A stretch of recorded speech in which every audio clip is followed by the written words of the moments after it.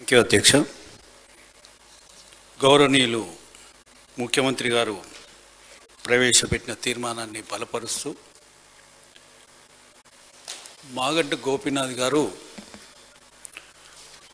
1983 నుంచి క్రియాశీల రాజకీయాల్లో ఉండి నేను ఇప్పుడు ఏదైతే రిప్రజెంట్ చేస్తున్నానో అంబర్పేట నియోజకవర్గము ఇంత క్రితము అది హిమాయత్ నగర్గా ఉండేది.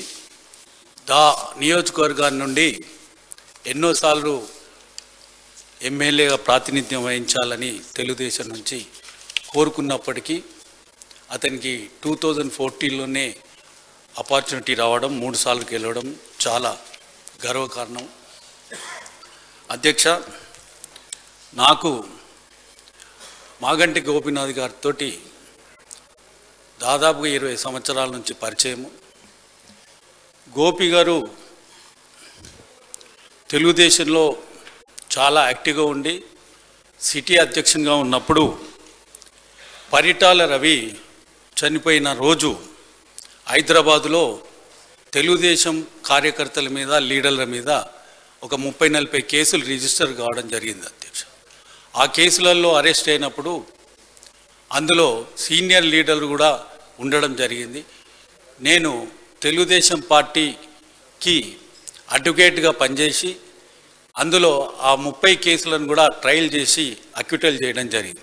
ఆ సందర్భం నుంచి మాగంటి గోపీనాథ్ గారు నేను బాగా సార్లు కలవడము. లాస్ట్ టైం నేను ఎమ్మెల్యే గెలిచినప్పుడు అతను చేసే కార్యక్రమాలలో ఎన్నో నేర్చుకున్నాం అధ్యక్ష. గవర్నమెంట్ ఇచ్చే కళ్యాణ లక్ష్మి, షాదీ ముబారక్ ఈ స్కీమ్లలో అతను 200 మందికి ఇచ్చినా 300 మందికి ఇచ్చినా ఆడపడుచులను అందరినీ పిలిచి వాళ్ళకు ఒక పట్టు చీర పెట్టి భోజనం పెట్టి వాళ్ళను చాలా అభిమానంగా చూసుకునే వ్యక్తి. అటువంటి విషయాలు ఎన్నో నేర్చుకున్నాం అధ్యక్ష.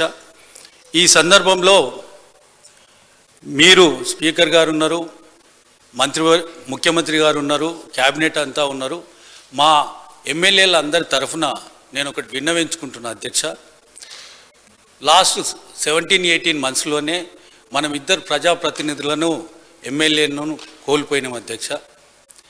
మాకు అన్ని సౌకర్యాలు మీరు ఇస్తున్నారు అధ్యక్ష. గన్మెన్లను ఇస్తున్నారు, వెహికల్ ఇస్తున్నారు, పిఏని ఇస్తున్నారు, క్వార్టర్స్ ఇస్తున్నారు.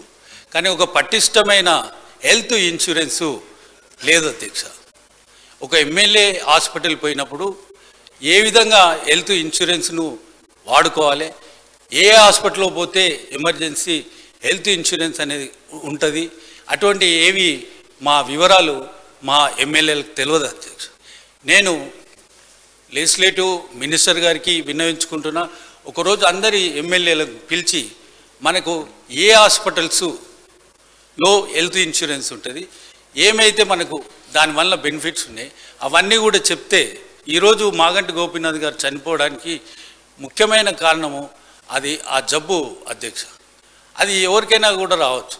మనము 2 ప్రజాప్రతినిధులను కాపాడుకోలేకపోయినాము.